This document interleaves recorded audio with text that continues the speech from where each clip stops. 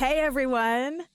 Wow, it has only been a few weeks since we wrapped up season 4 here on the Offstage mic, but so much has happened since then. We, of course, had a big presidential election, and don't worry, I am not here to talk about that at all. It's just not what we're going to do today. Over the last few weeks, I've also finished my kitchen renovation that's been going on for the last few months. I talked about it a little bit last season on the podcast, so just closing the loop on that. Finally at the finish line on that project. And so all of you are invited over for Thanksgiving. But something else pretty big happened over the last few weeks, which is that we wrapped up our latest webinar series, our latest training here at Changing the Narrative. And it was called They Never Taught You That, How to Grow Your Career in Arts Management. And when I say growing your career, what I really mean, what I'm really saying is growing your leadership skills. We talked a lot about that in the training. It was a 3-part training, so probably each of those was at least an hour long. So all of it, all 3 parts, all hours of it was based on the fact that you can't win a game if you don't know the rules. And unfortunately for most of us working in the industry of arts and culture, working in arts management, there is a lot we were just simply never taught. And you can't win a game if you don't know the rules. So with this training, over the course of the 3 sessions, we focused on the 7 research-backed steps to growing your leadership. So we say you can't win a game if you don't know the rules. What are the rules? Well, research tells us. So 7 research-backed steps to growing your leadership, and specifically all of that was tailored to your work, our work in the arts, in arts and culture, and specifically in arts management, I should say. So if you are new to the Offstage mic or new to the Changing the Narrative community, or if you just haven't been paying attention, it's not like there haven't been a million other things in the world going on around us these last few weeks, last few months, you might have missed this series, is the point I'm trying to make. So if you missed it, that is why I'm here today. So no, we are not starting a new season of the podcast just yet, but I was going to say spoiler, but maybe it's more like preview of things to come. We're already working on season 5 for 2025, which I can't even believe these words are coming out of my mouth. Season 5 of the podcast, 2025, but it's all coming down the pike. So anyways, put a pin in that. What we are going to do today is play all 3 parts of the series that you were just hearing me talk about, the training. We're going to play all 3 parts of that here on the podcast, released as 3 different podcast episodes to get us through the end of the year in 2024 if you're listening in real time.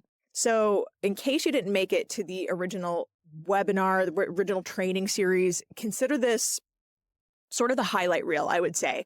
We have edited it down a little and tightened it up a bit from what the live attendees experienced. And so today, what you're going to hear is part 1 of that training. Next week, we're going to release part 2, and then the week after that will be part 3. And if you are listening to this now, I got to tell you, you were in great company. We had hundreds of people attend the training from all over the world. We were at just around 500 registrants from all across the globe: Mexico, Poland, Estonia, South Africa, just to name a few countries, aside from kind of the usual suspects, Canada, UK, and those sorts of folks. And of course, the US, every corner of the US was there too, across all kinds of different arts organizations, all kinds of performing arts organizations, some visual arts organizations, theaters, operas, orchestras, chamber music ensembles, choruses, and on and on and on. So really just hundreds of people joined us for the live sessions, joined us to grow their knowledge and just share a lot about how they're navigating their careers in arts management right now. And they used the tools we provided in each training to think more deeply about their work and really just how to make a bigger impact wherever they're at. So one of those tools I am able to share with you now, and that is a free workbook to go along with everything I covered in the series, which means everything I'm covering here in these podcast episodes. So as you listen along, if you want to maximize these episodes, really maximize this material, meaning really think about how to apply this material to your specific situation, you are going to hear me say, sidebar, you're going to hear me say a lot that knowing the research is not enough, okay? It is all about how you apply the research to where you're at. So if you really want to make this content work hard for you, is what I'm trying to say, like actually work on applying the research, applying the material to get max benefit, we are making that workbook available to you here as well, so you can use it as part of the exercises you're going to hear me lead you through today. So you can download it right now on my website. Go to www.aubreybergauer.com/39. That's 39 for episode 39. Now, if you're listening in the car, focus on driving. But when you are able to focus on your phone, your tablet, laptop, wherever you are, go back, get the workbook. Again, it's free. It's there for you. So take advantage. One more time, if you can get it right now, it's www.aubreybergauer.com/39. That's 39 for episode 39. We are going to dive into those exercises in just a few minutes. So go ahead, go there now and download it. All right, I am so excited to bring this training to you, so let's get started. Stay tuned for part 1 of They Never Taught You That, How to Grow Your Career, and by career, I mean your leadership in arts management. I'm Aubrey Bergauer, and welcome to my podcast. I'm known in the arts world for being customer-centric, data-obsessed, and for growing revenue. The arts are my vehicle to make the change I want to see in this world, like creating places of belonging, pursuing gender and racial equality, developing high-performing teams and leaders, and leveraging technology to elevate our work. I've been called the Steve Jobs of classical music and the Sheryl Sandberg of the symphony. I've held offstage roles managing millions of dollars in revenue at major institutions, been chief executive of an orchestra where we doubled the size of the audience and nearly quadrupled the donor base, and now I'm here to help you achieve that same kind of success. In this podcast, we are sorting through data and research inside and outside the arts, applying those findings to our work in arts management, and bringing in some extra voices along the way, all to build the vibrant future we know is possible for our institutions and for ourselves as offstage administrators and leaders. You're listening to the Offstage Mic.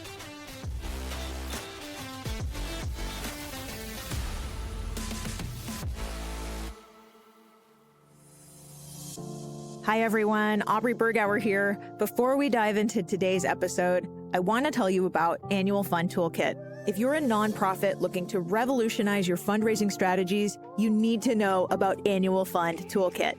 They're not just another consulting firm. They're specialists in transforming annual funds through data-driven donor engagement. What sets Annual Fund Toolkit apart is their laser focus on 2 critical challenges: improving donor retention and growing the major gifts pipeline. You can see why I like them, right? They combine fundraising expertise, data analysis, and strategic planning to help nonprofits like yours reach your goals. I'm particularly excited about their work in the arts sector. They have helped organizations like Austin Chamber Music Center and Castle of Our Skins unlock their fundraising potential. And get this, you get one dedicated strategist to help with all aspects of running your fundraising shop, from data to major gift coaching. It's like having an entire fundraising department that intimately understands you and the arts. Annual Fund Toolkit provides a clear roadmap to donor loyalty, automated dashboards to track your progress, and a catalog of proven playbooks.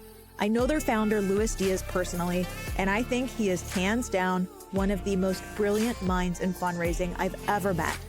Whereas many arts groups are stuck with old models that aren't working anymore, the organizations that utilize Luis's advice and assistance are coming out ahead. If you are ready to take your fundraising to the next level, visit annualfundtoolkit.com. That's www.annualfundtoolkit.com. Trust me, your donors and your mission will thank you. Now, let's dive into today's episode.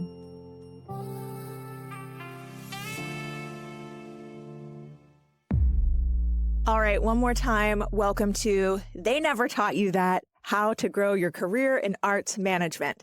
And as I mentioned, this is just part 1 of our 3-part series, and I am so excited we are able to bring this to the podcast for you to hear.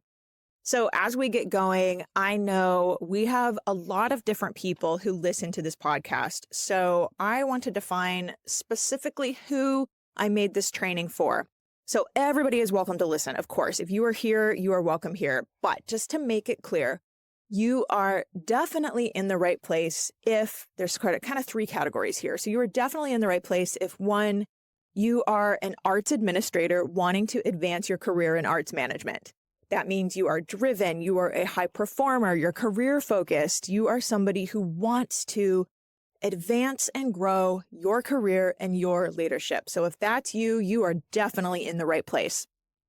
A second group of people who I specifically designed this training for are those who want to begin a career in arts management. So that kind of goes two different directions within this bucket of people.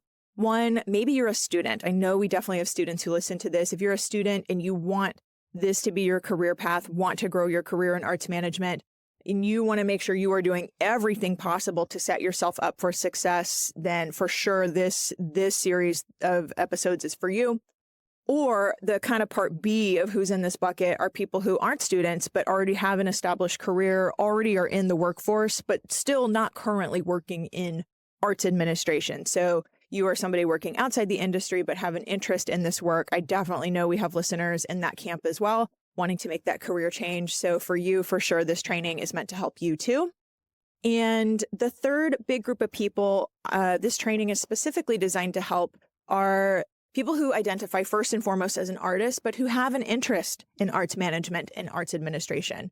So, like I said, if you first and foremost identify as an artist, you're a working artist today, that's kind of your primary gig, shall we say, but maybe you are thinking of transitioning to an arts management role. For sure, this is going to be helpful to you.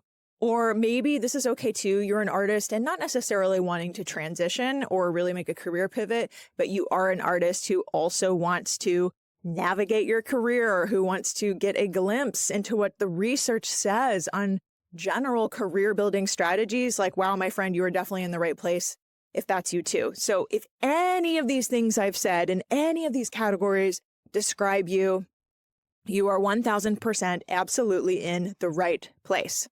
Now, at the beginning of part one of this training we're about to play for you, I really wanted to make the connection between the frustration we can sometimes feel with our work and why showing up for yourself in every day, but particularly in this training, is so important. So don't worry, we are not going to dwell on the pain points of being in arts management. This is not meant to be a rant fest, but it is important in my mind to lay out what got you here in the first place, like why you decided to seek, whether it's this podcast or some other content, to think differently about your work. Like there's so many people here who are in that category. I'm trying to think differently about my work. So I hope this resonates, the why we're here, what are the frustrations that kind of drove some of that is really what you're going to hear, no matter where you are in your career journey. So with all of that said, kind of laying that groundwork, let's get into it. Here is part one of They Never Taught You That. So now we're going to take this a step further. Tell me which of these resonate most. All of these are career related. There are 9 total. Multiple answers are 1000% okay. So as I'm saying these, put a 1 in the chat or a +1, or even like, yeah, that resonates. Yeah, that hit. Whatever, just something to vocalize, what I'm talking about. I'm so curious which of these kind of resonate the most. So is it you see other people getting ahead, like fill in the blank, like they're getting the job, they're getting the promotion, the raise, the whatever, and you don't understand why when you also have good ideas, some good experience, and deliver good work? If this hits, put something in the chat about that. Somebody was saying to me the other day, quote, they wrote to me and they said, as a young female leading the development department, I often feel like I am getting questioned and examined more than my older male counterpart who previously led this department. If you know what I'm talking about or experience this, you see other people getting ahead, not just sexism, but others getting ahead for any reason, put a 1 or something in the chat. What else? You feel blocked. Put something in the chat if this one resonates. You sometimes feel blocked in terms of getting buy-in for your ideas, fully recognized for all you bring to the table, maybe blocked just because your organization is so deeply and heavily siloed, blocked because of micromanagement. Maybe it's you feel blocked by your current boss or current board. So maybe you feel blocked by somebody outside of your organization, hiring managers who don't see all you bring, or maybe it's recruiters or search firms, or again, maybe it's your own board or just whoever. basically. This happens to all of us at some point, is where I'm going with this. And you have ideas and goals, but you can't seem to get the green light sometimes, at least. Next one, you want a promotion. Who doesn't want that? But maybe it's a promotion. Maybe it's someday you want another job altogether. Could be now, could be in the future. And you want to better navigate that. Or maybe if you're earlier in your career, we said we had some students here earlier, you are trying to land your first job in the industry, whatever that is. Like if you're gunning it, put something in the chat that says, you know what that's like. Next one, light up the chat if you feel like sometimes others put you in a box. So you want to break out of whatever step or container or phase that other people seem to want to put you in. And like, wow, do people like to put us in boxes? Like to see us a certain way. And in some ways that's human nature, like the brain's just trying to make sense. But in some ways, of course, that can be a real disadvantage for us. So if you've ever felt that way before, ever felt pigeonholed, I certainly have felt pigeonholed in a role before, not seen for like, again, the totality of all you bring, totality of your skill set. This one is for you. Many people dislike the lack of a box. Yes. Okay. Yeah. You guys are totally resonating here. Okay. Here we go. I don't even have to define this one. If you are feeling or have ever felt burnt out in the last couple of years, you know what to do. Put something in the chat. Say, you know what I mean here. What else here? You are not nailing the interview. Okay, probably we've all been there at one time or another, but for whatever reason, you're having trouble in interviews, or maybe you lack some confidence or just wish you had more of it going into interviews, asking for promotion. I would say these things are in some ways synonymous, at least for this purpose right now. And then what about, speaking of confidence, you wish you had more of it. Like this could be when trying to land the next job, could absolutely be in your current job as well. There's no parameter on that. Just the idea of not feeling either not qualified enough or not confident enough to move up, to move forward. Any of these topics we've already hit, like this topic of confidence can also supplement. And I would say true for 99% of us. Like if a genie or fairy godmother came here right now and said, I'm handing out free confidence, who would say, yes, please, right? So if that's you, would take a free dose of confidence, say it in the chat. Yes, please, confidence hit, something like that. Step out of my comfort zone. Yes, love that. A couple more here. You wish you had more financial stability. Who in the arts has ever thought this before? Oh my gosh. That could be any of us, right? So it could apply to an artist looking for or wanting more financial stability. It could absolutely apply to somebody working in arts administration as well. Could be anybody wanting a steady paycheck, not wanting to live gig to gig. It could be somebody who wants to know how to negotiate better. We're going to talk about that a lot more in part 2. Kind of negotiate better when it comes time to ask for a raise, negotiating a job offer, that kind of thing. Could be somebody managing a deficit budget right now at their organizations. Tell me if that hits. Managing a deficit budget, and still you want or need cost of living raises for you, for your staff, for whoever. But how do you ask for that? Like if any of that in this like financial category resonates, like light up the chat, you know what to do. In other words, you don't know the rules, maybe is a way to put other words to it. You are trying to navigate an industry. Tell me if this resonates. Full of unwritten rules, sometimes gatekeeping, and things you were never, ever taught in your training prior to working in this business. If that resonates, I want to hear from you right now. The rules question? Yes, the rules keep changing. 25 years of experience, never got the rules. Yeah, that's so honest. When I asked to become full-time, I was literally told, you're so efficient, you can do the job in 3 days. Why should I pay you for 5? Oh my God, mind-blowing emoji at that. Here's the thing. You can't win a game if you don't know the rules. That is a fact. And so if you feel like there are things you just don't know because nobody ever taught you, put a 1 in the chat, a fire emoji, something to indicate that you have been there. You guys are doing such a great job with this chat. I love it. So if you are an arts professional or arts administrator struggling with getting to the next level, next phase of your career, that doesn't have to mean changing jobs necessarily. It could also mean just getting ahead, getting unblocked, getting the board to do what you need them to do. Somebody tell me if that resonates. Breaking through whatever the next level looks like for you. If you're struggling with that and it feels like you don't know the rules to the game, you don't know some things that you were just never taught, I can help. I have experienced all of these feelings before myself, everything on the last slide, everything we're going to see today. And I will share more of my story I mentioned as we continue throughout this 3-part training. But What's important for right now is to know that I have gone deep on what the research says on all of this. If you know anything about my work, you know I'm pretty research driven, pretty data driven. So that's what I am bringing to share with you all today. So here's what you're going to learn over this 3-part training. You're going to learn my 7-step framework for advancing your career in arts management, no matter where you are now. These are the 7 areas of research-based skills, we'll even call them leadership skills, that you need to know to get ahead on your terms, not somebody else's terms. How does that sound? So that you can then make a plan to get there.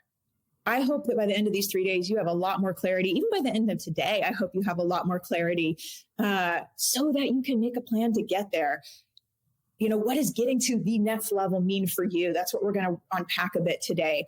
Nobody shows up at the airport and says, hi, I'm here, I'm ready, put me on the plane, without knowing the destination, right? Like literally nobody does that. You can't even do that. You can't even get through security if you don't know where you're going. So we're going to do some exercises over these 3 days to really help elicit that clarity, bring focus to where it is you want to go.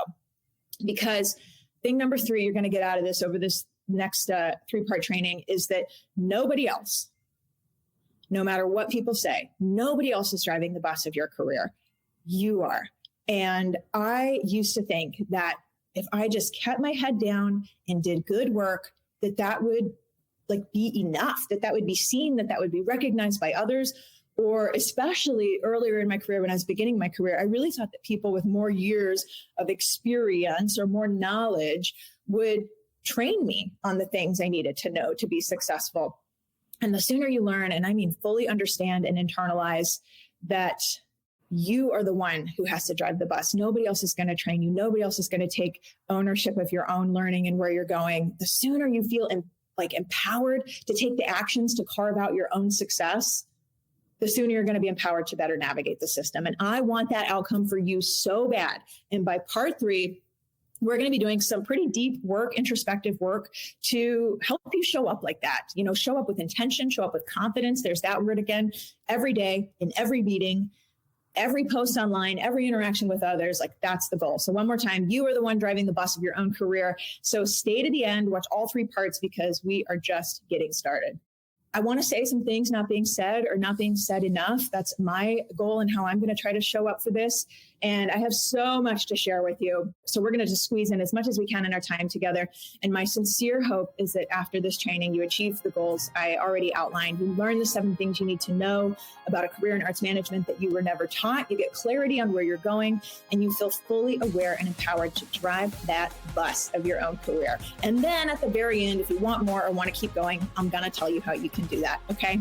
So if you're tracking with me on everything I said so far and you were like, I am here for this, I'll say it again. Me and the Changing the Narrative team want to support the hell out of you over this next week that we have together.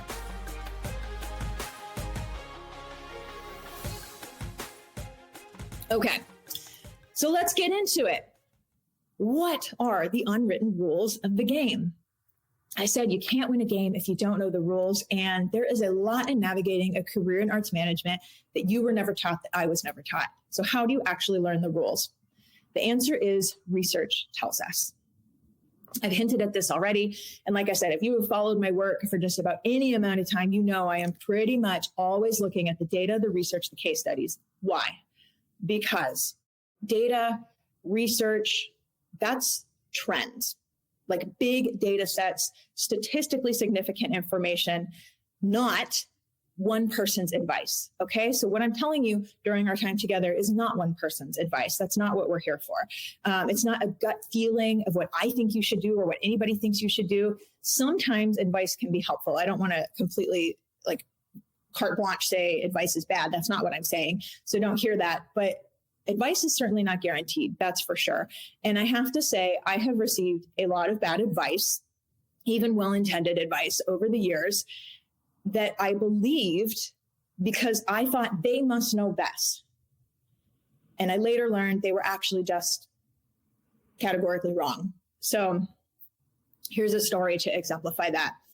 I was in my 20s and a big time CEO of a major symphony orchestra said to me, in a training session, said to me and said to all of us that when we are hiring somebody for an arts management role, the number one quality we should look at when making a hiring decisions is their passion for the art form.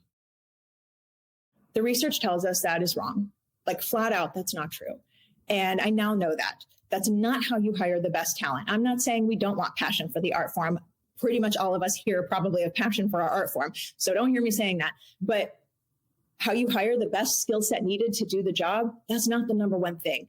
And even in something like an artistic planning role, for example, passion matters, of course, but I would go so far as to say for even a role like that, probably not the de facto number one thing I'm looking for when I'm hiring for that role, because I know the research tells us how to hire the best people in different ways with as much reduced or eliminated bias as possible.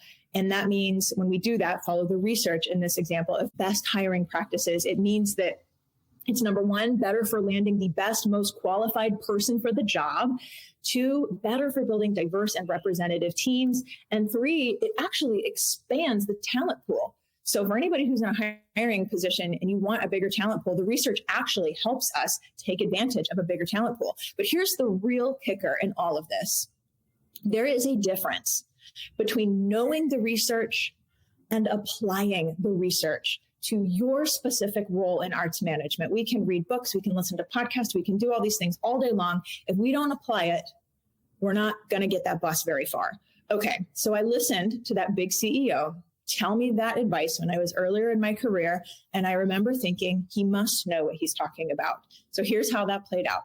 Later, as I was managing more people, I was hiring a marketing coordinator, and we came down to 2 candidates in our finals.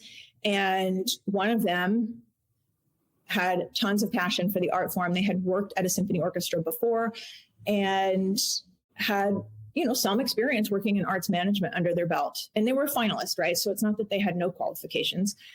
Finalist number 2 had not worked inside the arts before. They had done marketing work for a big corporation, and they had a lot of skills. And I remember being so torn on that hiring decision, and I decided to go with the person who had the passion. And I feel like that person came in probably at a 6 or a 7. Over time, we maybe grew them to, an 8 out of 10. I think that other person in hindsight would have come in at an 8 out of 10, probably. And that hurt me is what I'm trying to say. I had to spend a lot of time investing in that person and training them, and all because I didn't apply the research. I had read the research at that point. I had read books, I had read articles, I had consumed other resources, and all on best practices, fair and equitable hiring, but I didn't apply it, and it hurt me. And all the time I spent training, teaching, cleaning up their work at the organization I was serving at the time. And from that point on, I got super serious, not just about how to hire well, but how to not just take in what the research says, but how to apply it. Fast forward to today, that means on this example of job search and hiring, I list the exact skills I need. I write behavioral questions to elicit who has those skills. I wish we had time to unpack all this. I make the first round interview a phone call if possible to eliminate any visual bias that might otherwise creep in and allow somebody on the other end to show up and focus on the answers, questions, conversations, rather than how they are presenting. Everyone gets asked the same questions in the same order. I use a rubric to evaluate, wish we had time to talk more about that. And I diligently tally the total and stick to that score. There's a lot there, and there's even more to talk about in terms of this topic of equitable hiring. But I just share all this to say, all of that is so different than hire for passion, right? Hopefully you guys are tracking with me on this.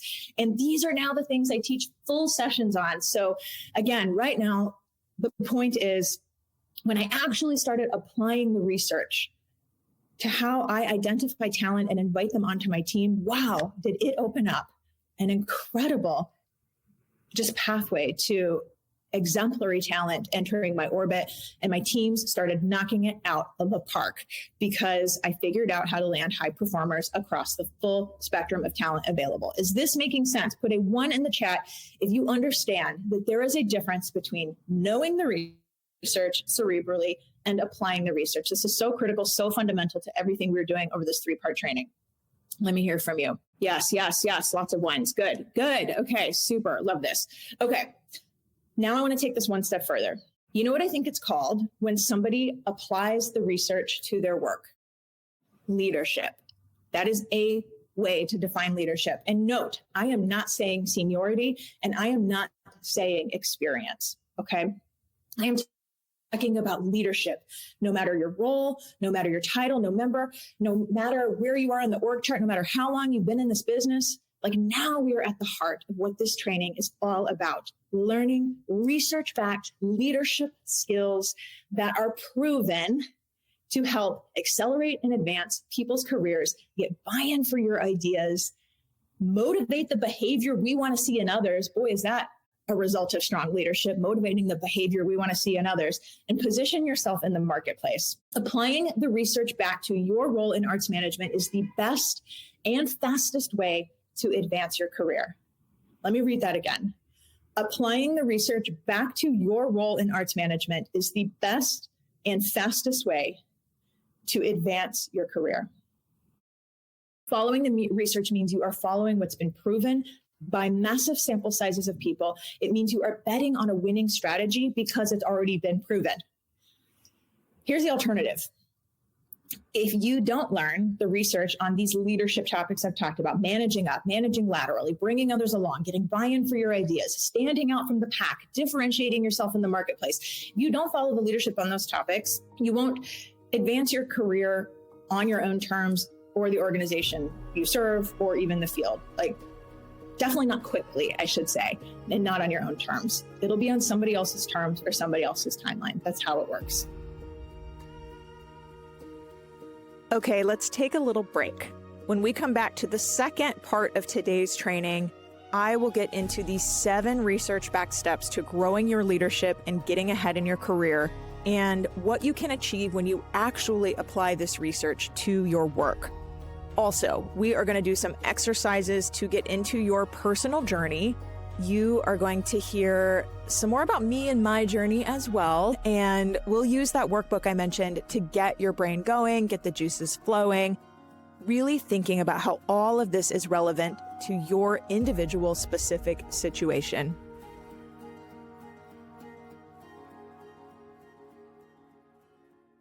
Good marketing talent can be hard to find. That's why I'm so glad I discovered Marketer Hire. As my business has grown this year, I can definitively say a part of that growth was because of the way Marketer Hire helped me not just find good marketing talent I needed, but how fast they did it and how they worked to match me with the perfect people.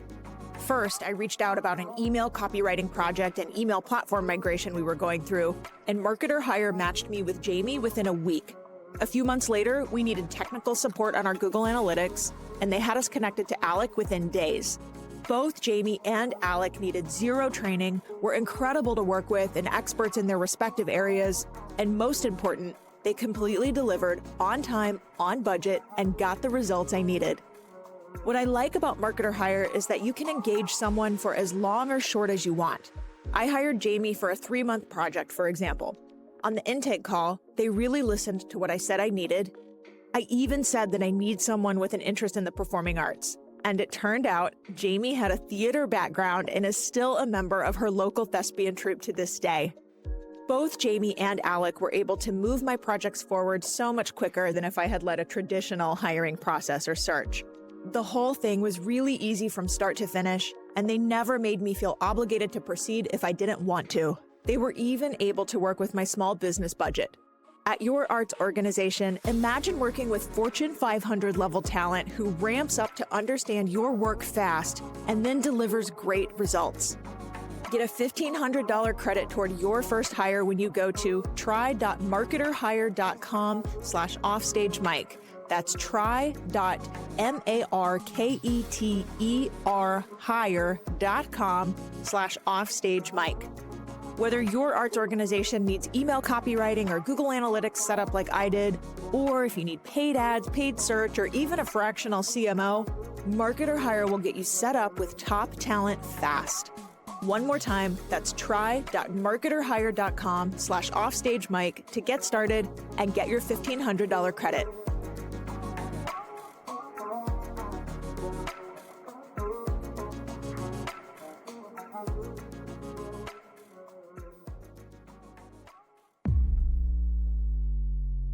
So who am I and why do I believe all these things? One more time, if we haven't met, I am Aubrey Bergauer, and I have been in arts management for almost 20 years now. And I have served organizations of all different sizes. I have managed millions of dollars at major institutions in fundraising and then in marketing roles. Eventually, I was a VP over all of those things, all of those revenue streams, and then chief executive of a regional orchestra where over 5 years, we doubled the audience and nearly quadrupled the donor base by applying a lot of the strategies we're talking about today. I know so many people follow me because they want to learn about revenue growth and growing the audience and all of that, but inevitably the conversation always comes back to our own leadership. So here we are. Now, for the last 5 years, I have been working to make an impact beyond one organization and have worked with hundreds of organizations and individuals to grow revenue, advance their careers in leadership, and advance their organizations and change their narrative. A lot of people, you tell me if this resonates or if this feels true for you, we sort of fall into arts management roles. We started as an artist, or we had training as an artist, and then later transitioned or learned about, even for the first time, these offstage roles, this other side of the profession later in life, and talk about things that they never taught us, that there are all these administrative roles necessary to make the art, producing the art possible, right? For me, though, I learned what arts management was actually in high school. So some of you know this story, but a lot of you don't. And I played an instrument growing up, and I grew up playing in the Houston Youth Symphony. And when I was a sophomore in high school, we went through an executive director change, the Youth Symphony. And before rehearsal one day, they brought this new person in front of all of us kids and introduced them and said like a sentence about what that was. And for me, at age 16 years old, that was the light bulb moment where I realized, oh my gosh, there's a job managing all of this. Like, that's what I want to do. And then when I went to school, fast forward age 17, 18, I'm applying for college. I went to a top school, both academically and musically, thinking that I wanted to double major in music performance as well as undergrad business. That was like the best my 17-year-old mind could think of what to do at the time. Arts management programs were definitely not really available, certainly not prolific like so many exist now. And I share all of this because I thought at the time I had checked every box and that I would just sail through the ranks, that I would deliver good work my ass off and get recognized for that and be seen and mentored and trained. And then really quickly, as I got into the workforce, it hit that is not true and that's not how it works. And I learned that there is an incredible amount of old school, traditional thinking, bad habits in our industry, doing things the way they've always been done, resistance to change, bias, gatekeeping, discrimination even, and a system that often preserves and protects all of that. So I have felt all of the pain points and frustrations we talked about earlier. I have felt all of that firsthand. Feeling all that pain is when I became obsessed with the research on everything from how to manage up, how to pitch a project, how to develop high performers around me, all the things that are necessary to grow our careers, to grow ourselves, and to combat the challenges of this sector. I went on to deliver results in every role I've ever held, from being a new grad out of college, going for my first job without a lot of experience, to early in my career, but gunning for more challenge and responsibility and hungry for that, to being ready for my first department head role and wanting to make sure I crushed it when I made that leap, to being an aspiring executive director with some management experience under my belt and navigating how to take that step, to being a VP on the senior leadership team at a major institution. And as I mentioned, as chief executive of an orchestra, which we grew to a multi-million-dollar organization. And now as CEO of my own company and a team of 10. Earlier this year, I had a book published talking about the challenges in the sector and bringing in a lot of additional research and data to talk about the solutions. And it quickly became a #1 bestseller, and it's already in its second printing. And the #1 career question I am asked is how to chart a path through it all to be a force for positive change in this field of arts and culture. The answer is that there's a ton that you were never taught about how to navigate a career as a leader in arts management. And everything I'm sharing with you right now, everything I'm sharing with you in the rest of this training, it changed my life. That's fair to say. It changed my business, and it completely changed my approach to leadership. And I am sharing as much as I can with you over our time together so that you can do the same. My entire career in arts management changed the moment I chose to follow the research, not what I thought I should do, not what I thought other people thought I should do, not what I was hearing. When I started to drive that bus myself. And trust me, if I can do it, so can you. I am not a data wizard. I do not have an MBA. You just heard me say that. A lot of people think I do. I don't. I have an undergrad degree in business and management. I don't have a research background, but I am someone who doesn't just consume, but now works very hard to apply all of that research for just about 20 years now. And I still believe that it is absolutely possible to have an upward career in arts management and navigate the system while simultaneously working to change it. So if you're not convinced yet, why does learning and applying the research and data matter? There's a few reasons. First, as much as I believe that all this good stuff is possible, joy, fulfillment, building our careers, it's not playing out that way for a lot of people. That is what the data show. So to quote this article, it says, at a time of increased financial and societal pressure, leaders of more than 200 performing arts companies have stepped down from their roles since 2018, more than 200 since 2018. Now, I know we have visual arts people in this training too, and exhibitor-based institutions here, but we are seeing similarly high turnover rates in museums and visitor-based institutions as well. The point is, the work of arts management, stating the obvious here, but the work of arts management is not getting easier, right? Here's some more data. Workers' confidence in their career progress is falling. This comes from LinkedIn, which of course is a massive, massive data set. So tell me in the chat, between the last slide and this one, do you feel seen at all in these two studies, these two statistics? One is data from over 200 arts organizations. The second here is a survey of over 34,000 working professionals across all kinds of industries saying their confidence in their career progress is falling. With the smallest level of bravery and vulnerability, tell me, does this resonate? Yes, definitely. Yes, for sure. Okay, great. Indeed. Okay, good. A lot of bravery indeed. Okay, love this. This is why the research matters, or at least one reason why. When we are following, investigating, taking in bodies of research and data available to us, information that is validated, big sample sizes, sometimes we feel seen because we are reflected in that data. So here's another story. We're going to put a pin in that, we're going to come back to it. But here's another story. I remember the first time reading research where I felt seen in a big way. This book, Next America, came out over 10 years ago now. It was written by the then head of Pew Research Center, and he was putting all kinds of data that they had collected through his time at Pew Research and writing about the difference between millennials and boomers. So again, this is 10 years ago. Now everybody cares about Gen Z, but at the time it was all millennials. And for me in 2014, that happened to be the same year I was in my first executive director job. And I am a millennial. I'm like the oldest millennial out there, which, jokes aside, means I was among the first wave of millennials entering these kinds of roles, executive leadership roles in our industry. And I was reporting to a board that was primarily who?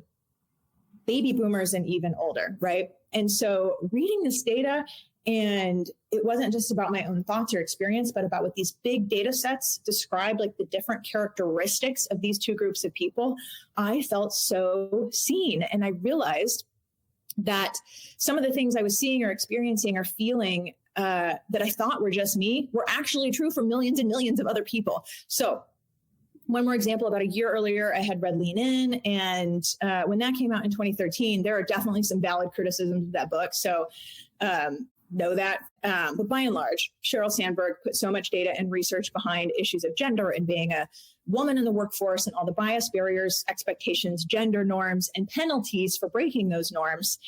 And those issues became undeniable. And she really reignited a conversation on gender equality that prior to 2013 had mostly stalled.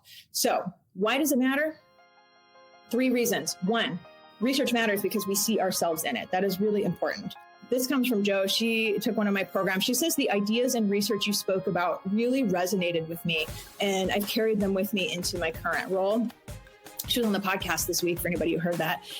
Another reason why research matters is because we don't always see ourselves. So this is important. Sometimes data and research helps us see others. It is really easy to believe data and research and case studies when you see yourself reflected in it. That's why I like those books I shared, but it is much, much harder when you don't see yourself reflected in it. I see this play out all the time when I teach audience development. I bring research and data about growing new audiences and what are people experiencing in our concert halls, our venues, our galleries, our exhibits, or I bring data about who is visiting our website and how we can serve them better. And who is that data reflecting? Not arts administrators, not artists, not board members. And this is simultaneously why it is such a hard pill sometimes to swallow the data for folks, and simultaneously why it is so important. Because if we can trust in the validated data research case studies when we feel seen, the rules of logic tell us we have to believe in the validated data research and case studies even when we don't feel seen, right?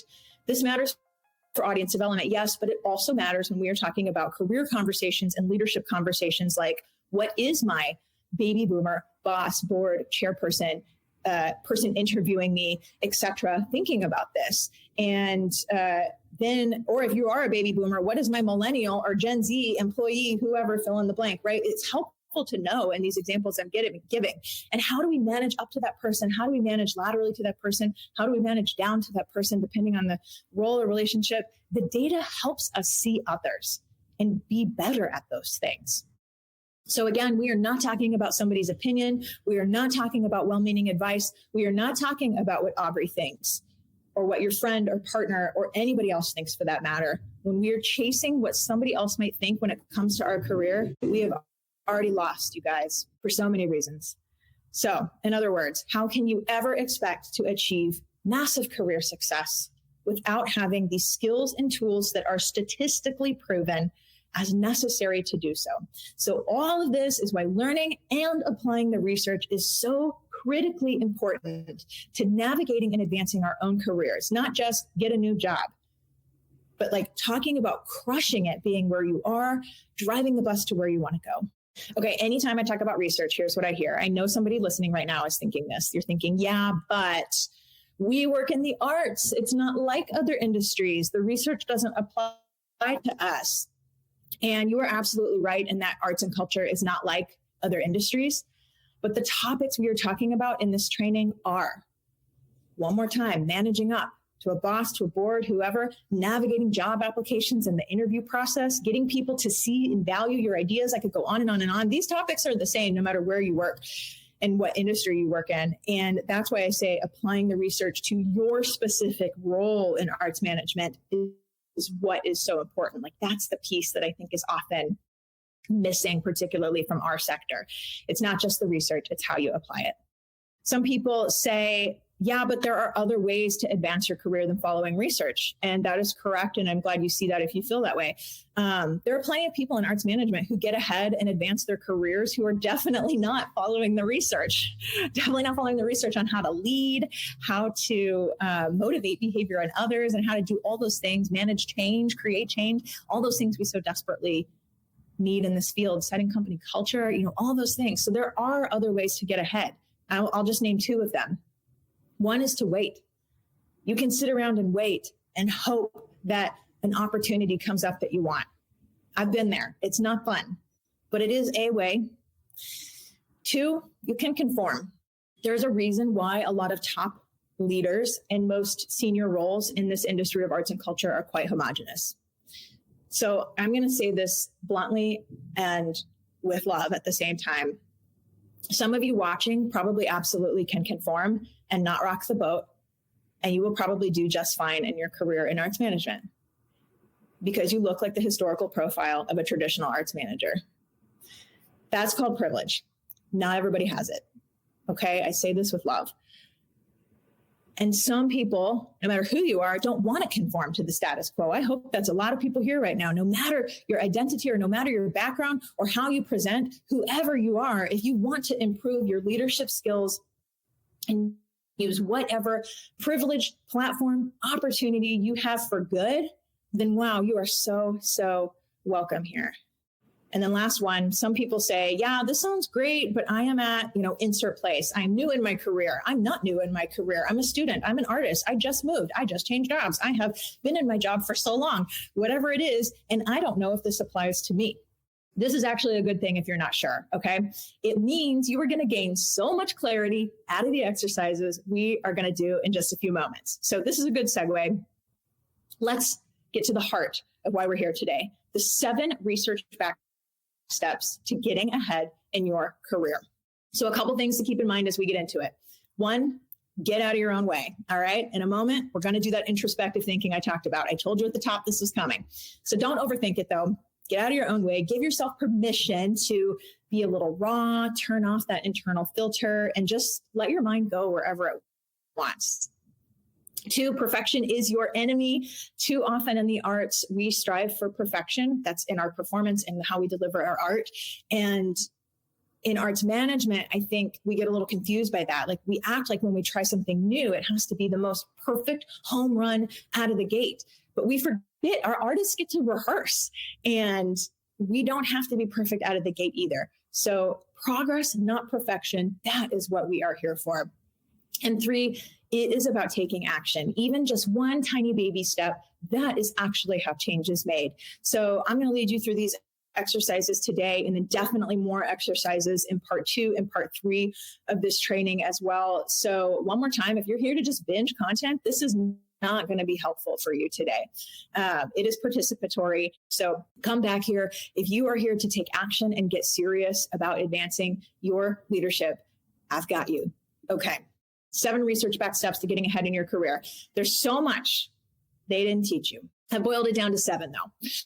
Okay, these are not necessarily progressive. You don't have to be good at step 1 before you get to step 2, but they do kind of build on each other, which is why I have it in this order. So as I go through this list, here's your assignment. As I go through this list, think about your top 2 or 3 of these that you wish you could learn all the research now. Like, Aubrey, give me the download now, here for it. There's no right or wrong answer. It's just kind of whatever is feeling helpful to you. So this is a good time to get out that workbook, by the way.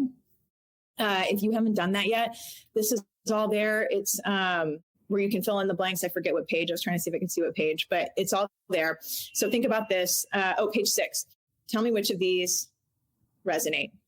1, job search. You've got to know the do's and don'ts as a candidate and as an employer. I talked a little bit about that in hiring practices earlier. Obviously, this is fundamental to getting a new job. So even if you don't want a new job now, chances are you will someday. So you're either managing people now on the hiring side, or chances are you will be someday. 2 out of 7 is knowing how to stand out from the pack, how to position yourself in the marketplace when it is hard to be competitive. How do you break through the noise to get where you're trying to go? Number 3, negotiations. Oh, we are going to spend a lot of time on this tomorrow. Tuesday, next training, part 2. Whether that's negotiating salary, a job offer, collective bargaining agreements. For those of us here who've done those union negotiations on any side of the table, we got to know how to negotiate. Number 4, bringing others along.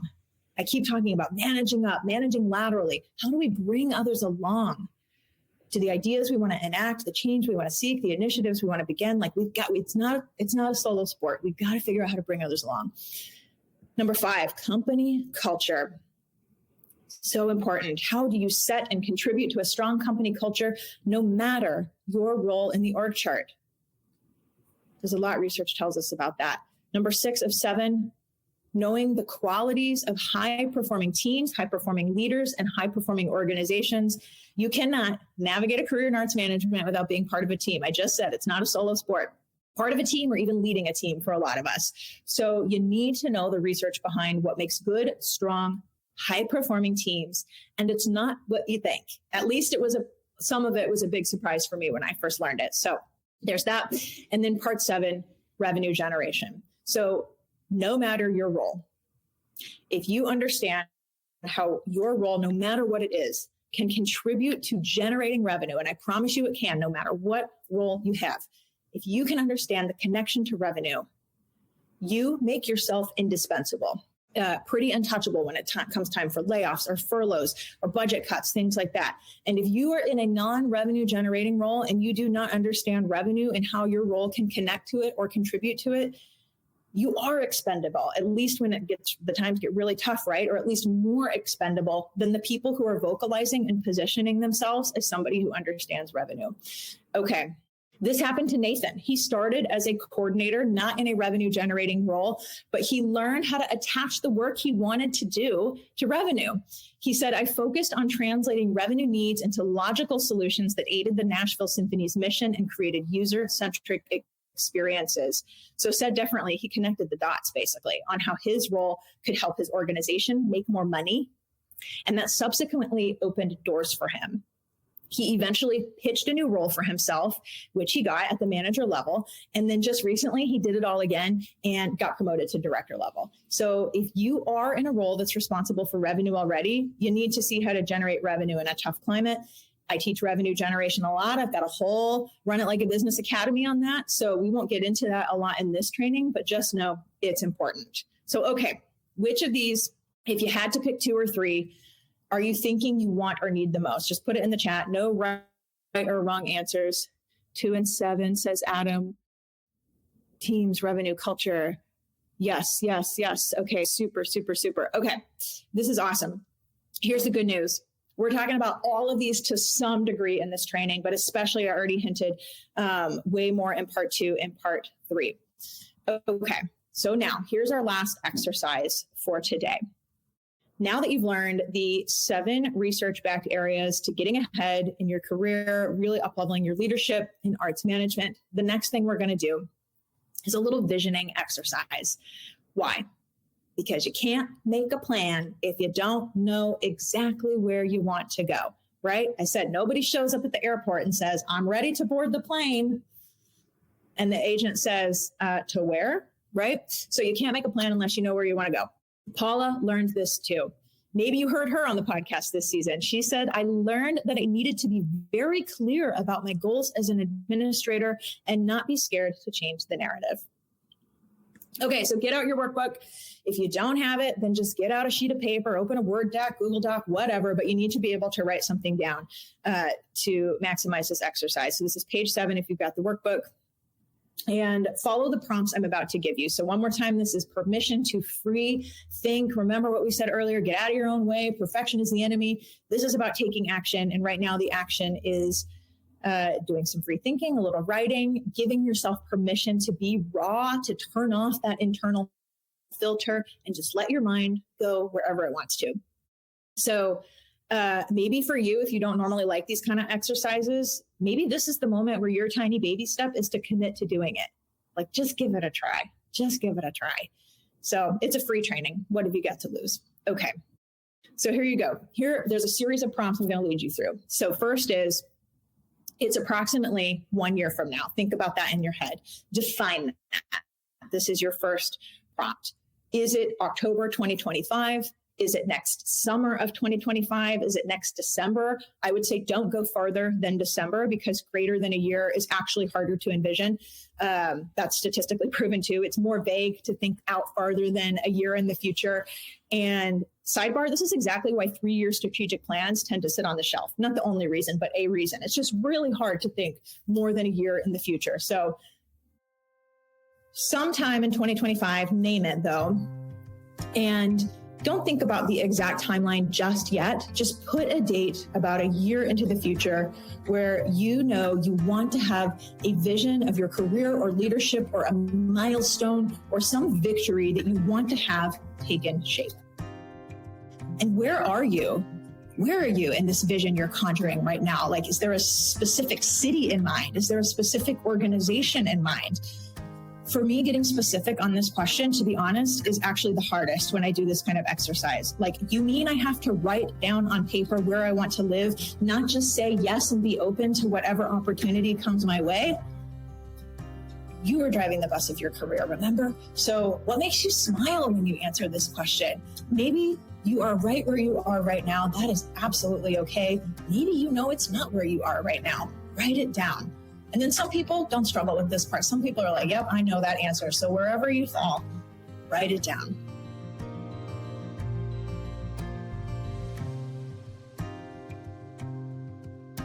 And what are you feeling? What are you feeling in this future? Like, write about it as if it's in the present. I feel what? Name it, write it. And as you're thinking about that, name as well, what are others around you feeling too?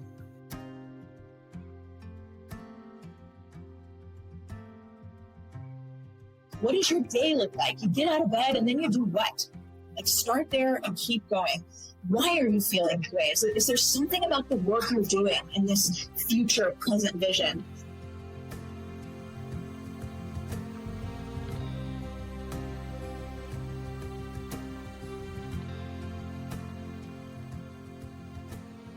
Note, I did not say what is your title, but like, what are you actually doing? That is the more important. Unless you know the title is somehow critical to this milestone, then you can put it. But I just want to challenge, for a lot of us, it's what we think comes with a title change. More money, more freedom, more whatever. Like, a title does not guarantee those things. So really, get specific. What are you doing? What does this picture look like? Next, what do you do outside of work? Because our career and job is not the totality of who we are. What makes you smile when you think of your time outside of work? Where are you? Who are you spending time with? What are you doing? Pause here, write it down, give yourself some more time. And where do you live? Again, more specifically, what type of place? Are you in a high-rise apartment? Did you buy a house somewhere?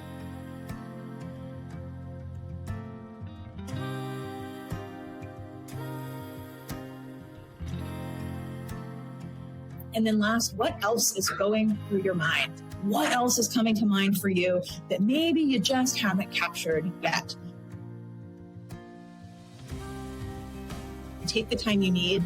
The more captivating your vision, the more it will fill you, motivate you, and help you. This exercise is modeled after one from Jenny Blake. She's the author of a book called Pivot, and that is a great book for mapping this stuff out. And she says, making a captivating vision is, quote, the difference between a vague, sweeping statement such as, I value travel and teaching, and the difference of an alluring invitation from your future self, like, 1 year from now, I am living in London, working from a coffee shop as I prepare for a class I'm teaching on international business law. That's her example, okay?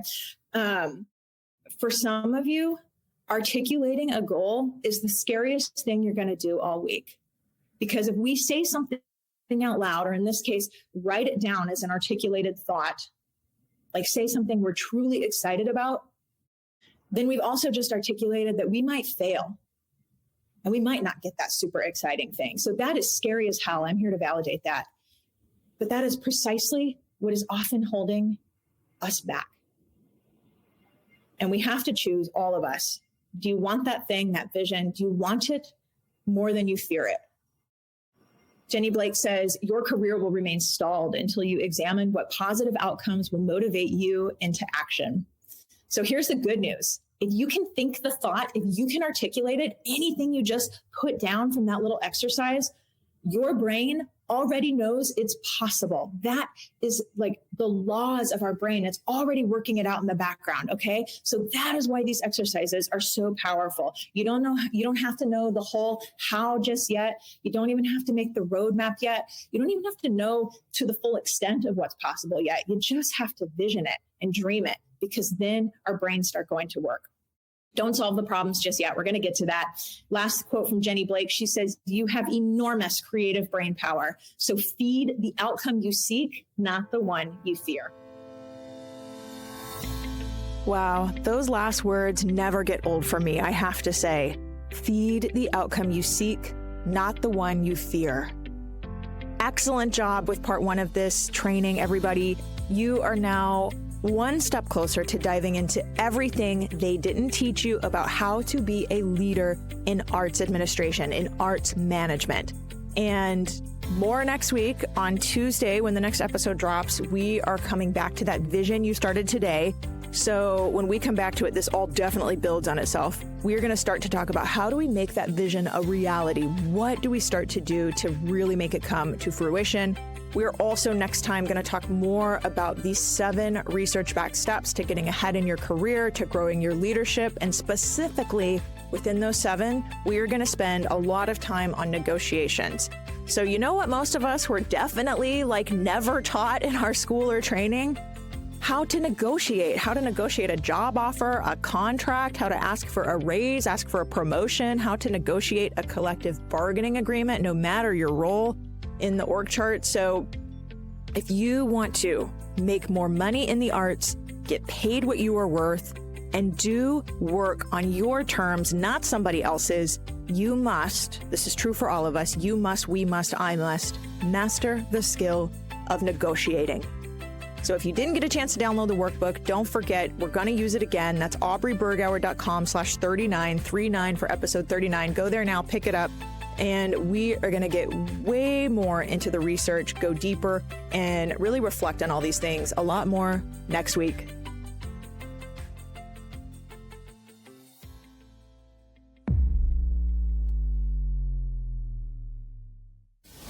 That's all for today, folks. Thanks so much for listening. If you like what you heard here, hit that button to follow and subscribe to this podcast. And if you've learned something or gotten value from this, please take 2 seconds to leave a quick 1-tap rating or review in return. To all of you, one more time, thanks again. See you next time on the Offstage Mic. The Offstage Mic is produced by me, Aubrey Bergauer, and Aaron Allen. The show is edited by Novo Music, an audio production company of all women audio engineers and musicians. Our theme music is by Alex Grohl. Additional podcast support this season comes from Jeremy Cuevas, Kelly Stedman, other members of the Changing the Narrative team, and social media brand management by Classical Content. This is a production of Changing the Narrative.